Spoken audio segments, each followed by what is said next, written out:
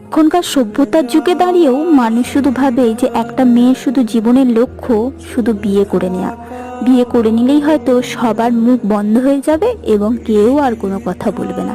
একটা কথা বলি, যে তোমাদের বলবে ভাববে না, সে সব সময় বলবে, আর যে ভাববে তোমাদের বলবে না, সে কখনোই বলবে না। তাই বিয়ে করে নিলেই যে সমস্যার সমাধান হয়ে যাবে এরকম কিন্তু নয়।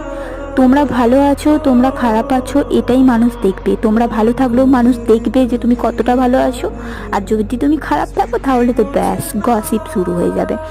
তাই তোমার যতটুকু যাওয়ার পথ অতিক্রম করার আছে ততটুকু করে নাও, তারপরেই তুমি বিয়ে করো। আর বিয়েটাই যে জীবনের লক্ষ্য একটা মেয়ের, এটাও কিন্তু নয়। হোঁচট খেতে খেতে যখন তুমি উঠে দাঁড়াবে তখনই জানবে কোনটা ভালো আর কোনটা খারাপ। তাই আগে নিজের পায়ে দাঁড়াতে হবে। আমি জানি আমি অতটাও সাকসেস নয়, তারপরেও তোমাদেরকে এতগুলো কথা বললাম নিজের মন থেকে।